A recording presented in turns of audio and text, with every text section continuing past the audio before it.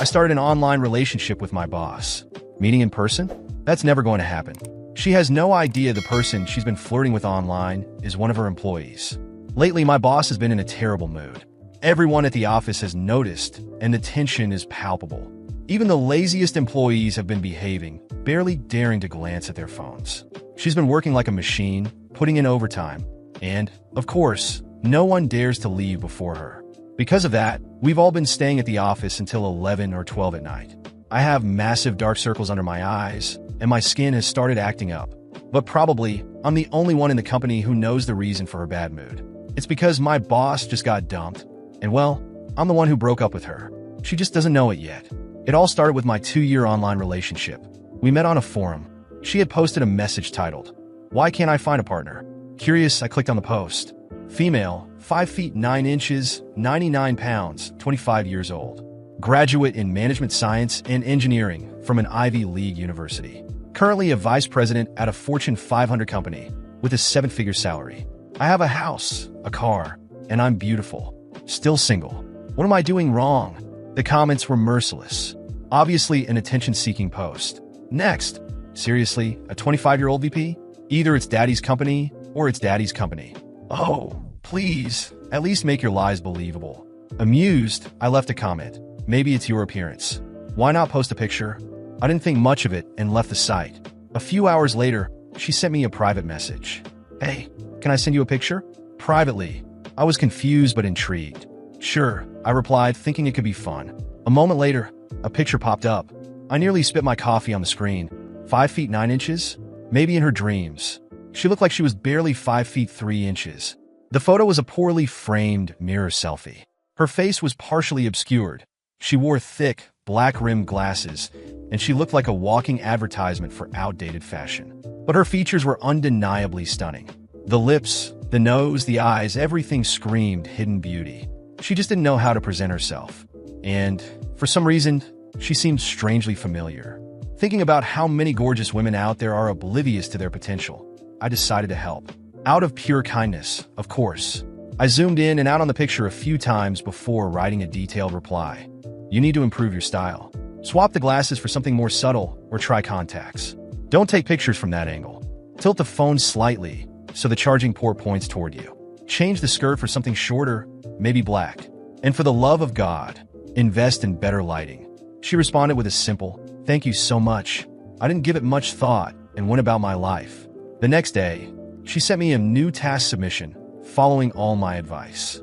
And then she did it again and again, day after day. By the 5th day, I was already getting annoyed. That's when she asked if she could pay me for my consulting services and requested my personal contact details. I thought, why not? Money is money, and gave her my private account. A moment later, a familiar profile picture popped up with a friend request. It was my boss. I froze. My fingers slipped, and before I could stop myself, I accepted. Panic set in immediately. I adjusted my settings to chat only and prayed she wouldn't figure out who I was. A message appeared. "Thank you so much for all your advice. Here's a small token of appreciation." Then she sent me $5,000 with a note. Gift, no strings attached. I stared at the screen in silence. I double-checked her profile picture and the images she had sent me online. Yep, no doubt about it. My stunning online crush was in fact my boss.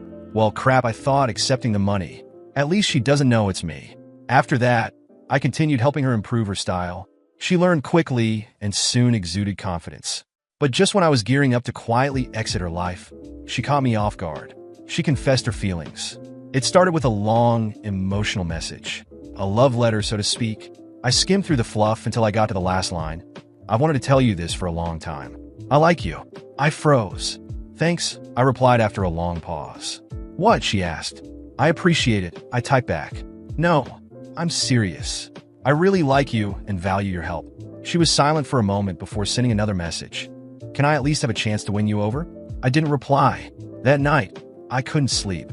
The next morning, she started sending me good morning, good afternoon, and good night messages. She kept me updated about her day, as if we were already dating. Heading to work, just arrived at the office, about to start a meeting. Her persistence was, to say the least, unique. I replied disinterestedly here and there, but it only seemed to encourage her more. A month later, things took an unexpected turn. I was scrolling through social media, admiring pictures of models, when I accidentally shared one of them with Aurora instead of my friend. Wow, she's gorgeous. I'd licked the screen. I wrote, followed by a video. She replied almost instantly with a question mark. By the time I saw the message, it was too late to delete it. Sure, appreciating beauty is natural, but for some reason, I felt a pang of guilt. Then, out of nowhere, she sent a message. Is this your type? Attached was a video.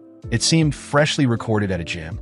It wasn't the type of extremely muscular physique, but pale, smooth skin with a defined V-line disappearing just below the workout shorts.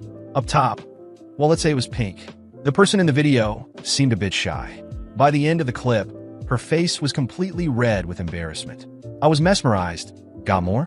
Send me another. I replied immediately. She hesitated, but eventually sent a few more videos, each more stunning than the last. I'll admit, I was completely captivated by her beauty. Who could have imagined that my boss, always so serious and composed, could be like this in private? How to describe it? It was strangely thrilling. Just as I was enjoying it all, another message popped up. If you agree to be my boyfriend, I'll send you videos like this every day. As many as you want. People spend their lives chasing money, power, fame, and beauty. The first two don't mean much to me, but the last one, that's my weakness. Well, I guess I could consider it, I replied. After all, it was just an online relationship, right? Of course, I set some ground rules. No public announcements, no changing profile pictures, no video calls, and absolutely no meeting in real life. She wasn't thrilled with the conditions, but eventually agreed. And that's how it started. We dated online for 2 years. As she improved her style and showcased her beauty, I was more than happy to reap the benefits. Her photos and videos became increasingly impressive, and she nailed every suggestion I made. I thought this arrangement could last forever, until one day, she asked to meet in person. Didn't we agree from the start that there would be no meetings? This is strictly an online thing, I reminded her. She seemed hurt. I know. Sorry, but I really want to see you. I knew exactly why she was pushing for it. A few days earlier, I attended an alumni reunion. Afterward, an old classmate confessed her feelings for me. I politely declined, but she didn't take it well and started bombarding me with embarrassing messages. Frustrated, I took screenshots, posted everything on social media, and exposed her before blocking her. Since I was in a relationship, even if only online, my boss probably saw the post. I figured she wanted to meet to stake her claim publicly. But I had my reasons for not wanting to meet her. There was no way I could agree. After avoiding her attempts for a week, I eventually got annoyed and ended the relationship. She was utterly devastated, like a deflated balloon. My phone wouldn't stop ringing with her calls. I sighed, placed the phone face down on the table, and ignored it. That's when Kenneth, my direct supervisor, called me over. Mason, take this proposal to Aurora. Kenneth's crush on Aurora was the office's worst-kept secret. Normally, he would find any excuse to see her, but lately, she had been in a terrible mood. The last time he tried to console her, she was so curt that he practically ran out of her office. I grimaced. Kenneth, isn't this a bit above my pay grade? Shouldn't you be doing this instead? Don't make me repeat myself. Fine. Even though I'd basically seen everything about Aurora online, meeting her in person was still nerve-wracking, especially at work, where she was known for being strict, sharp-tongued, and even intimidating. I hesitated and grabbed my phone. Since I'd broken up with her, Aurora had been bombarding me with apologies. I hadn't responded, not because I didn't care, but because I needed to let things cool down. I quickly typed a message. We don't need to break up, but could you please behave? I really don't like it when people break promises. Her response came instantly. Baby, you're finally talking to me. I'll never do it again, I promise. She even added a crying puppy emoji. I sighed, mustering my courage before knocking on her office door. There was a brief silence before I heard her clear her throat and say, "Come in." Her reddened nose caught my attention as soon as I walked in. Had she been crying? Aurora noticed my gaze and, a little uncomfortable, tapped the desk lightly. Leave the proposal here and go. Her tone was noticeably softer than usual. On any other day, she would have scolded me for going over Kenneth's head. Still, the proposal wasn't up to her standards and was sent back for revision. Naturally, Kenneth threw the work back at me on Friday. Everyone else left early, excited for the weekend. Aurora, for the first time, left on time, and the office quickly emptied, leaving just me and the receptionist. I stayed behind to work on the proposal, promising the receptionist I'd lock everything up when I was done. It was past 10 p.m. when I heard the sound of the door unlocking. My heart raced. Who could it be at this hour? Images from horror movies flashed through my mind. I swallowed hard, reminding myself that ghosts weren't real. Even so, I froze, holding my breath. Then, a familiar figure appeared. It was Aurora. Why are you still here? Don't you have a home to go to? She asked, visibly surprised. I held back the urge to snap back. Whose fault do you think this is? I thought. Instead, I replied, the proposal is due tomorrow, and I didn't want to risk leaving it unfinished. I thought it'd be better to stay late and complete it. Her expression softened. Oh, that proposal. I'll help you. It'll go faster if I just explain what I want directly. I froze. My computer was logged into my personal account, the same one I used to message her. She stepped closer. Open it for me. I want to take a look. Panic set in. My mind raced as I scrambled to buy time. Wait a second, I exclaimed almost without thinking. As Aurora approached, I felt my heart pounding. My computer was right there, with the tab open, exposing my secret identity. Every step she took toward me felt like it echoed in the silent office. I needed to think fast. Wait just a second, I said, placing my hand on the keyboard as if guarding something confidential.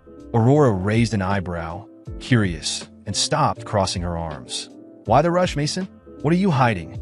Her voice had a playful tone that, under different circumstances, might have been charming. But here, it only added to the tension. It's not that. It's just the file isn't ready yet. I was finalizing some adjustments, you know?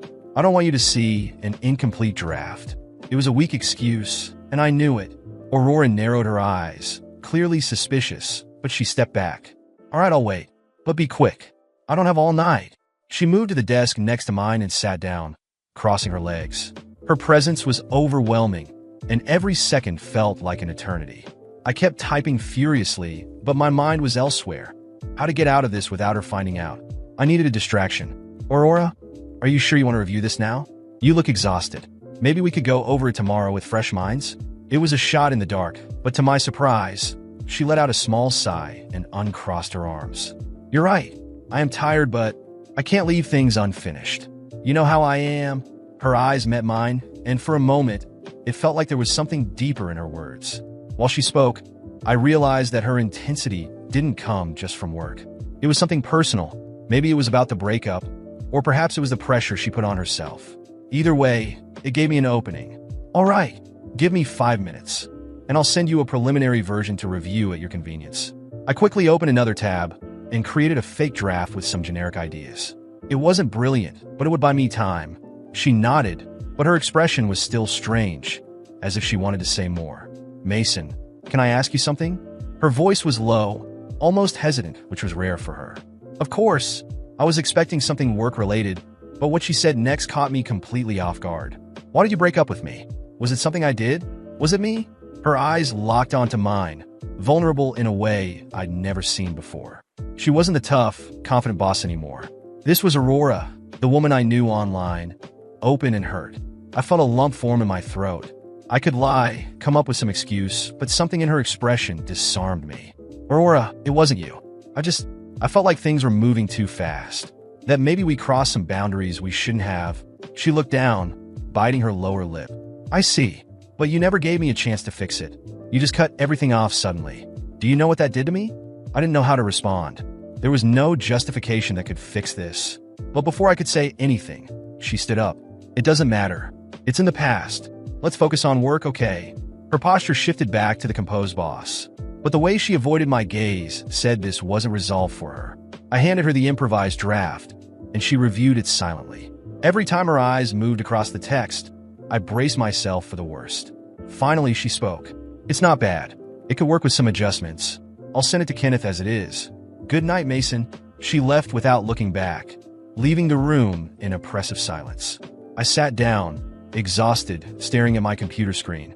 My secret identity was safe for now, but something told me it wouldn't stay that way for long. Aurora was perceptive, and I knew she wouldn't let things go as they were. She wanted answers, and sooner or later, she'd find out the truth. And when she did, I had no idea how she'd react. But for now, I just wanted to forget everything and go home. As I packed up my things, a notification popped up on my phone. It was a message from Aurora. I still think you're hiding something, but whatever it is, I'll find out. I swallowed hard. I knew this wasn't just a simple suspicion. She was determined, and I was about to face the consequences of all my choices. The next morning, Aurora was different. She didn't glance at me, as she usually did, nor did she make her usual quick remarks about tasks. Instead, she seemed more reserved, almost calculating. That alone was a red flag. I spent the entire day with a gnawing feeling that something was about to happen, but I couldn't have guessed just how right I was. At the end of the day, as I was tidying my desk, I received a message from her. "I need to talk to you. Conference room now." The cold tone of the text was unusual, especially after the emotional tone of our recent interactions. I took a deep breath, bracing myself for the worst. When I entered the room, Aurora was sitting at the head of the table, a laptop open in front of her. She didn't look at me immediately, continuing to type for a few more seconds before finally raising her eyes. Her expression was a mix of bewilderment and suspicion. She closed the laptop with a sharp click and crossed her arms. "So, Mason," she began, her voice cold as ice. "Care to explain this?" I froze. "Explain what?" She picked up her phone, opened a file, and slid it across the table toward me. It was a compilation of messages, images, and videos exchanged between us during our 2-year online relationship. My advice, my responses, the photos she had sent, it was all there.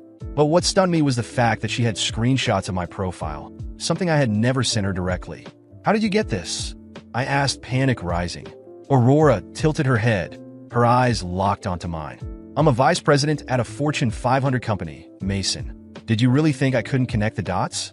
You were sloppy. A detail here, another there, and voila." She made a gesture with her hands, as if solving a puzzle. "Listen, Aurora, I can explain," I began, but she cut me off with a wave of her hand. "Explain? Go ahead, try. Because from where I'm standing, this is sick." She stood up, pacing the room as she continued.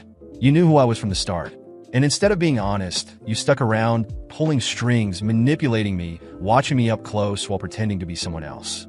That's not normal, Mason. That's obsession. It wasn't like that." I protested. "I never meant to manipulate you. I got caught in a situation that spiraled out of control. I never planned any of this." "Oh, didn't you?" She laughed, but there was no humor in it. "Then why did you continue? Why did you accept the money? Why did you let me be vulnerable, knowing I trusted you blindly?" I opened my mouth to respond, but the words failed me. Anything I could say felt hollow, like a flimsy excuse. Aurora wasn't just my boss. She was an intelligent woman who now viewed everything I had done in the worst possible light. "You know what this makes me think?" She leaned slightly forward, her hands braced on the table between us. "That you have a problem. A serious problem. You built this relationship with me, knowing who I was, and never stopped to think about the impact it would have on me when the truth came out." "Aurora, I care about you," I said, my voice heavy with emotion. "I know I made mistakes, but I never wanted it to end like this. I just wanted to be close to you." "Be close to me?" She let out a bitter laugh. "You were close to me the entire time, Mason. At work, in the halls and meetings. And yet you decided to create a version of yourself to deceive me. That's not care. That's control. I never wanted to control you," I said, trying to defend myself. "I fell for you before I even knew who you were in real life. When I found out, I was scared. Scared of losing you. Scared it would ruin everything. And it did, Mason." She sat back down, crossing her arms again. "I trusted you truly. But now, all I see is a man who crossed every boundary. Someone who turned what could have been something real into a twisted game of lies." I felt a lump in my throat. She had every right to be angry. I had made terrible choices, driven by fear and indecision. "So, that's it?" I asked, my voice barely audible. "It's over." Aurora stared at me for a long moment, her eyes scrutinizing every inch of my face. "I don't know, Mason," she said finally, her voice softer but still firm. "What I do know is that, right now, I need distance. I need to think about whether I can ever trust you again, or if everything you represent is just a reminder of how I was deceived." She stood up, picking up her laptop and heading toward the door. Before leaving, she paused and glanced over her shoulder. "One last thing, Mason. I truly hope you understand the impact of your choices. Because right now, I don't know who you really are." When the door closed behind her, the silence in the room was deafening. I sat there, alone, staring at the empty space and reflecting on everything. There was no undoing what I had done, but perhaps there was still a chance to learn from it. Aurora was right. My choices had led us to this point. And now, if I wanted to earn her trust again, it wouldn't be through words but actions. Or perhaps I simply had to accept that this was the end.